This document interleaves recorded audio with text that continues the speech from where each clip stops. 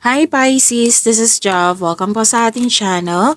By the way, Pisces, this is your weekly Gabay Tarot reading. Yes, second video reading niyo po ito, bonus reading po. Ngayong weekly.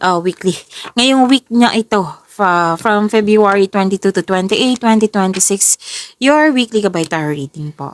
Gamitin ang reading na ito bilang gabay lamang. Tandaan, Pisces, ito po ay general reading.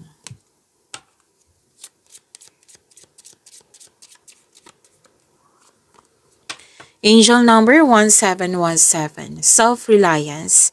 Time has come to rely on your knowledge, your wisdom, and your ambition. You have an important soul mission and life purpose.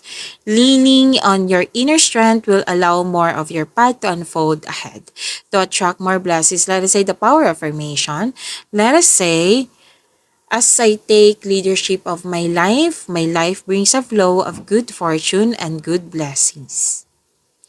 So this is angel number 1717. Claim niyo po.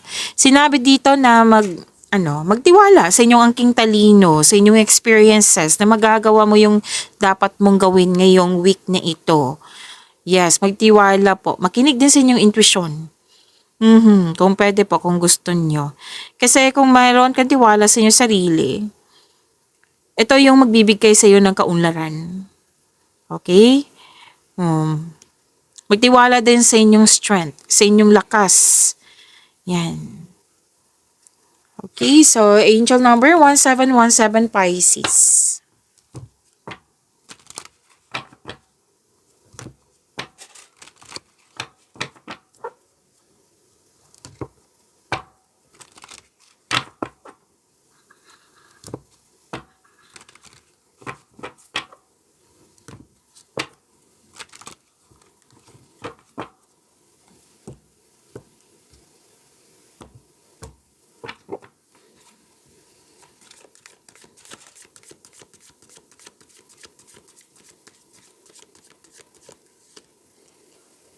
Andito po si Angel of Guidance sa inyong energy cards.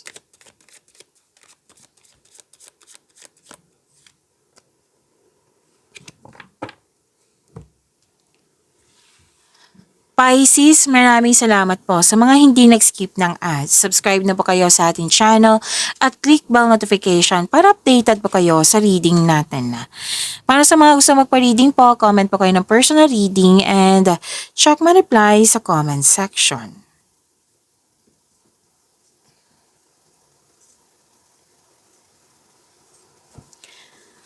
Pisces, you're very inspired in doing some action. Magiging busy kayo ngayon, maraming ginagawa. Yes, dalawang card ka sa dito, busy. Marami kayong ginagawa, inspired, momentum, direction, kaya nga very inspired kayo. Very focused kayo sa mga ginagawa nyo ngayon. So most likely, ang inyong energy ay nakatuon sa career nyo, sa money. Okay? And, so gagawa kayo ng desisyon. Okay. Gagawa kayo ng desisyon. So, nag-advise ang card dito, nagawa kayo ng konkretong plano para makagawa kayo ng best decision or best choice. Tapos, kailangan bigyan ng clear intention sa bawat aksyon mo, mag-focus ka para magtagumpay ito. Okay, makinig din sa inyong intuition kasi it will guide you towards the next action, kung pwede po.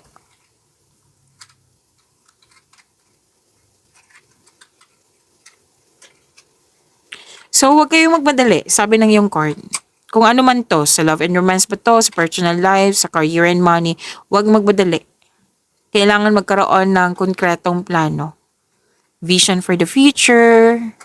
Yan, mag-create ng solid foundation, mag-establish ng kahit anong plano para sa level up nyo.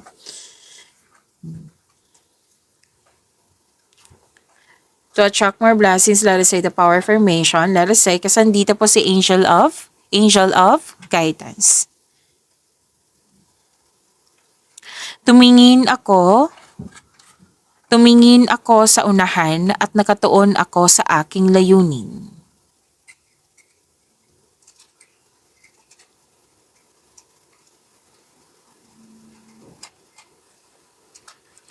Okay, nakikita ko dito, success and new doors opening. Actually, dalawang card pa mismo nagsabi dito, success. Tapos, may opportunity na dumating sa'yo na kaya nga may nakita ko ditong alinlangan. Na in-advise ng isang card mo din, actually, dalawang card pa mismo nagsabi na gumawa ka ng konkretong plano para para magkaroon ng confidence, para ma-increase yung confidence mo. Tapos, accept this project, opportunity, kung ano man to ha. Kasi magbibigay ito ng kaunlaran sa iyo. Magkakaroon siya ng increased prosperity. Basta galingan nyo sa konkretong plano para magtagumpay ito. Kung magkakaroon siya ng tagumpay, magkakaroon siya ng recognition. Kung magkakaroon siya ng recognition, dadagsa po yung opportunity sa iyo. Kaya huwag mag-alinlangan na tanggapin ito kung pwede po, kung gusto nyo. Para maging handa kayo, yung sinabi kanina, gumawa ng konkretong plano. Kaya sinabi ng card dito ha, na huwag mong palampasin ito, Pisces, kasi pagkakataon mo na ito. And for me, this is answered prayer eh. Binigay na sa'yo, kailangan mo lang ng aksyon.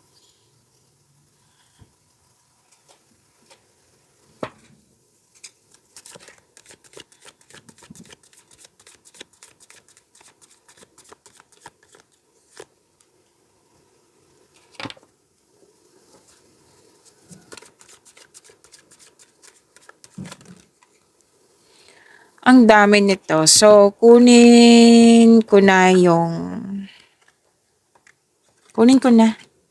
Kasi gusto nila sumama.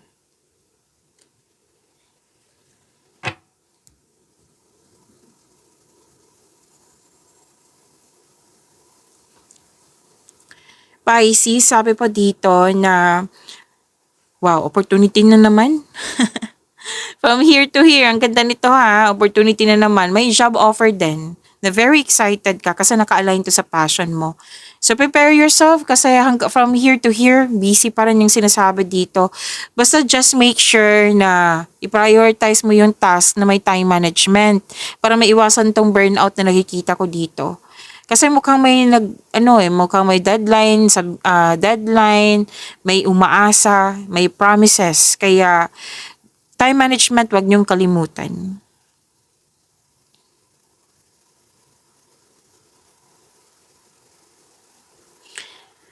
At sabi din dito na okay. Opportunity puro 5 cards. Nagsabi dito opportunities. Dumadag sa yung opportunity sa iyo ha. Pisces, ang ganda po. Your finances are improving also. You're becoming more confident sa mga ginagawa mo. Which is kailangan, di ba? Confidence. Which is good.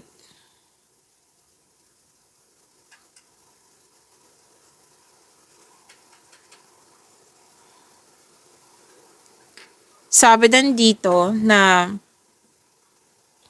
may magaganap na signing of contract. Kung walang signing of contract, pwedeng yung sinabi kanina promises, pwedeng deal, commitment, agreement, nagkasundo kayong dalawang tao.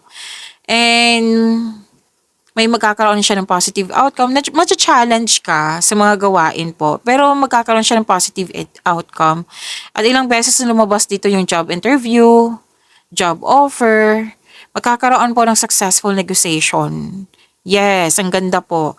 And improvement sa kaperahan pa rin ang sinasabi dito. So, kung may legal concern kayo, magiging balanse na, mananalo ka, magiging pabor sa'yo. So, this is about, okay, andito po si Angel of Integrity. To attract more blessings, let us say the power of affirmation, let us say, meron akong balanseng pananaw at patas ang pakikitungo ko sa iba.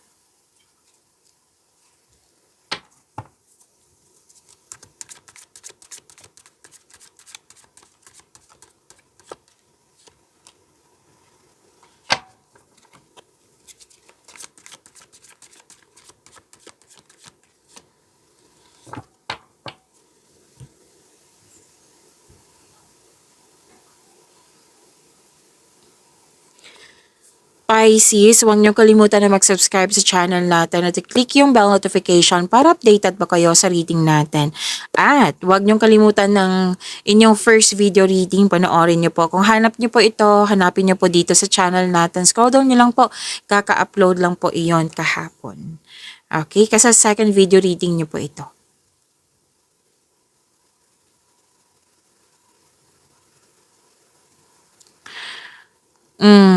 Okay. Some of you, sa mga single dyan, na gusto nyo makipag-date sa ilang tao bago pumasok sa exclusive relationship, na gusto nyo makilala muna yung tao bago ka pumasok sa buhay ng pag-ibig. And some of you, single ka man, marelasyon sa buhay mag-asawa, naiirita kayo sa mga taong nagko-compare. Kasi may nakita ko dito nagsiselos, kompetisyon, inggit, tuso, rivalry, yan. Like for example, matagal ka na single, kailan ka ba magjojowa? Matagal kayong nagjowa, matagal na kayo pa, kailan ba ang kasal? Matagal na kayong kasal, kailan ba kayo magkaroon ng anak? So that is a common example ha. So basta nagko-compare, yan. So ingat na lang, put limitation na lang kung pwede po kung naiirita kayo sa kanila or sa kanya.